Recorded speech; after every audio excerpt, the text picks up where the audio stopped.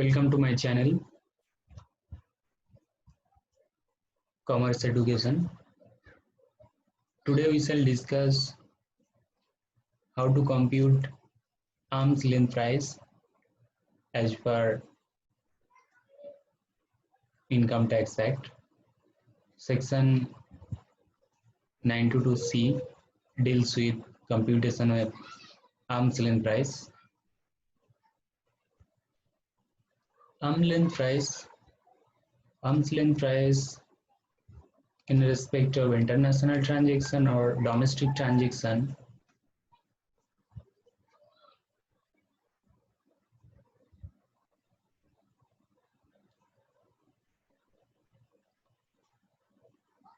shall be determined any of these methods: comparable and controlled price method, resale price method, cost plus method, profit split method, transactional net margin method. Such other method as may be prescribed. While choosing one of these methods, regard shall be given. Following nature of transaction, class of transaction, class of associated enterprise, function performed by such persons. Such are the relevant factors. These are the factors to be considered while choosing one of the methods for computation of arm's length price. Proviso subsection 2 states that most appropriate method shall be chosen for determination of arm's length price.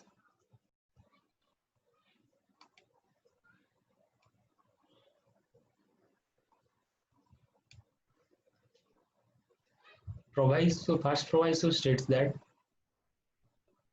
if more than one price is determined, where more than one price is determined by the appropriate method, by the most appropriate method, the arithmetical mean of such prices shall be the arm's length price. Second proviso states that if there is variation between arm's length price so determined and the price at which international transaction has been taken place, has been undertaken or taken place, has taken place, if the variation between these two, arm's length price determined by these methods, one of these methods, and the price at which international transaction or specified domestic transaction has undertaken exceeds such percentage but not exceeding 3%. 3% of the price at which international transaction or specified domestic transaction has taken place. If the variation exceeds such percentage but not exceeding 3%, 3% of which 3% of the price at which international transaction or specified domestic transaction has taken place. If the variation does not exceed, then the price at which international transaction or specified domestic transaction has taken place shall be deemed to be the arm's length price.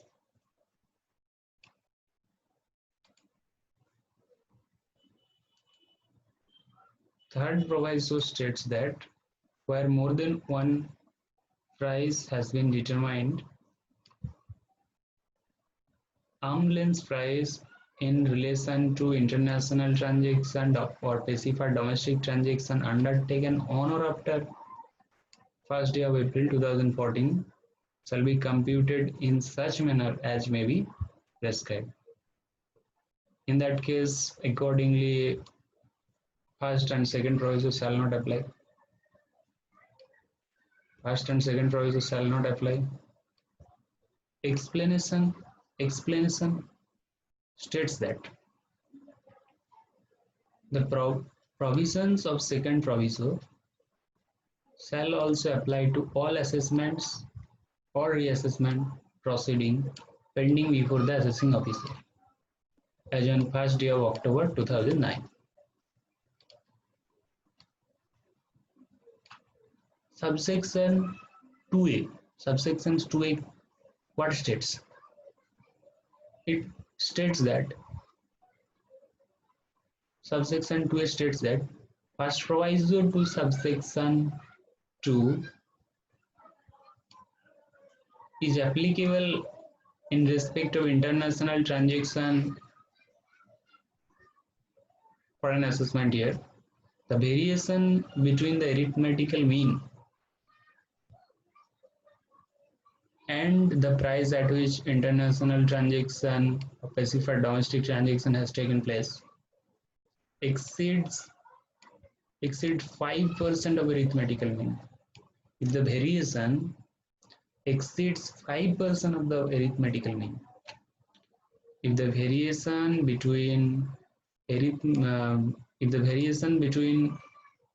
arithmetical mean and price at which international transaction has taken place exceeds 5% of arithmetical mean, then the assessee shall not be entitled to exercise option referred to in the said proviso. Said proviso means first proviso to subsection 2.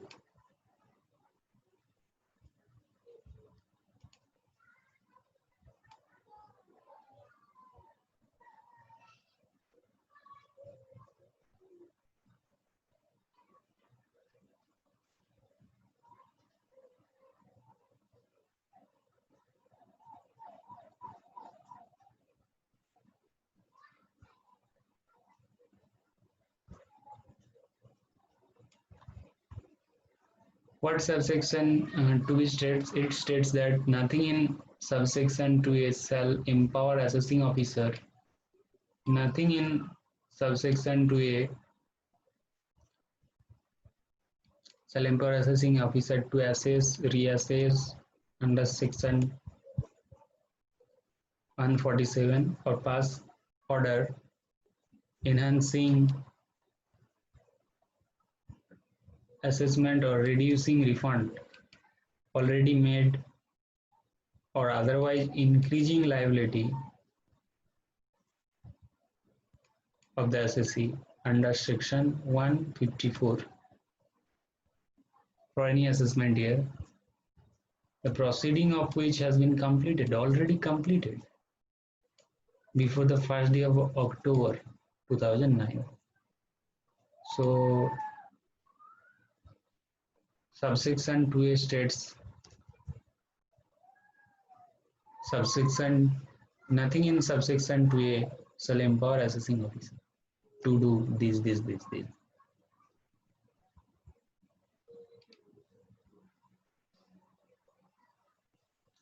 Where during subsection 3 states that where during the course of any proceeding for assessment of income,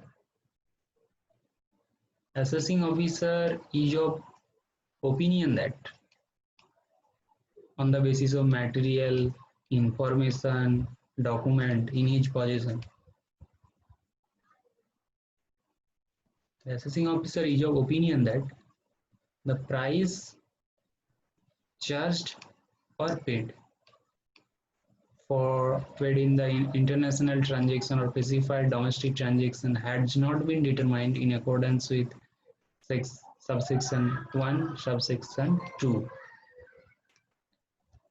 Assessing officer is opinion that the price charged or paid for international transaction has not been determined in accordance with the subsection 1 or 2, or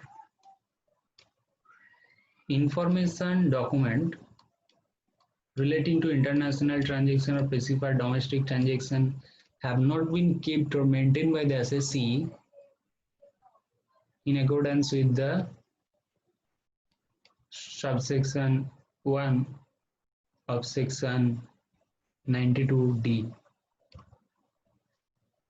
and the rules made thereunder. This indicates that the SSC who are undertaking international transaction or specified domestic transaction, they have to maintain information documents. If they do not do, then this will happen. Assessing officer is of opinion that this has not been maintained or kept and maintained, and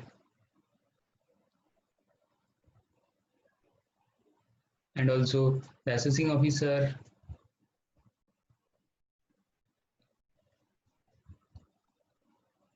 is opinion that information on data used in the computation of arm's length price is not relatable or correct. So in that case also, the assessing officer is opinion that the SSC has failed to furnish within the specified time any information documents which was required to be furnished by notice issued under subsection 3 section 92D. In these 4 cases, assessing officer may proceed to determine arm's length price in relation to the said international transaction or specified domestic transaction on the basis of material information documents available with him.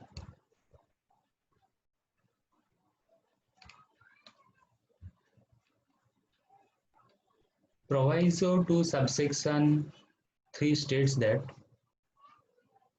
an opportunity shall be given to the assessing officer, shall be given by the assessing officer to the SSC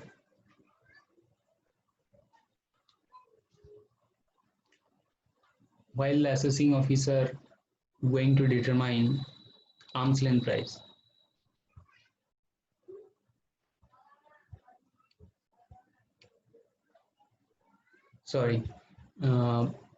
Proviso of subsection 3 states that assessing officer before going for determination of arm's length price shall serve notice. Assessing officer shall serve notice calling the SSC to show cause why arm's length price shall not be determined on the basis of material information document in the possession of assessing officer.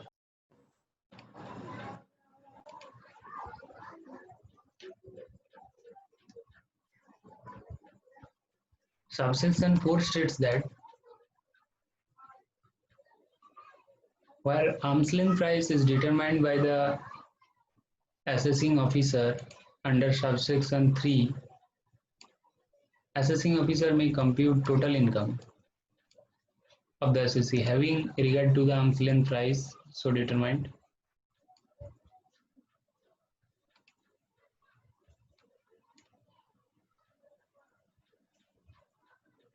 Proviso to subsection 4 states that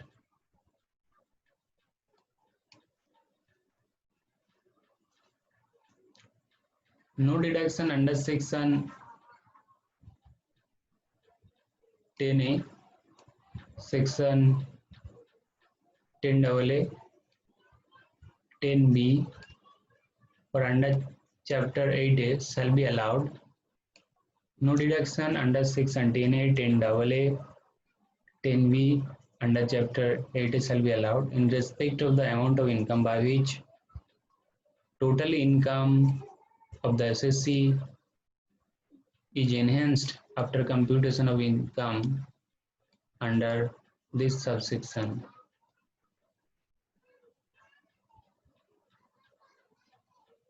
So no deduction in these four sections shall be allowed. Under these four sections shall be allowed.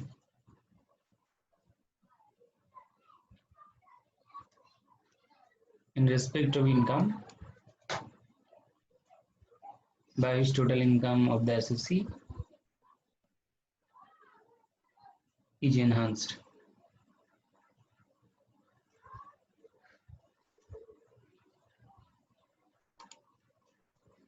Second proviso to subsection 4 states that where total income of the associated enterprise is computed under this subsection under on the determination of arm's length price paid to another associated enterprise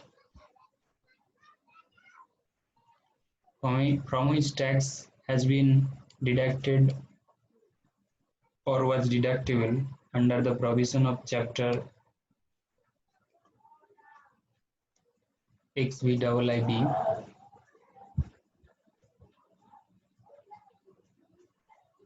The income of the other associated enterprise shall not be computed by reason of such determination of arm's length price in case of first mentioned enterprise.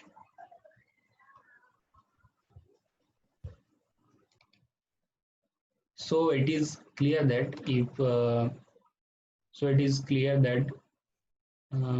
this transaction happens between two enterprises, and total income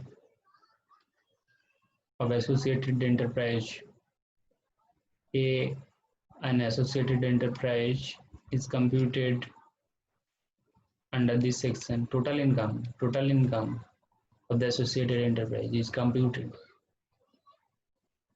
under this subsection on the determination of arm's length price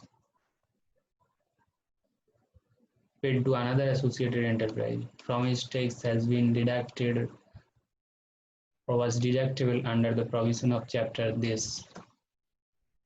The income of the other associated enterprise shall not be recomputed.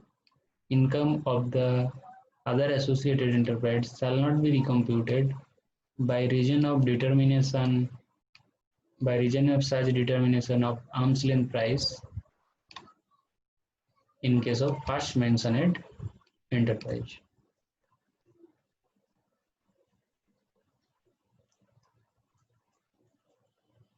Thank you.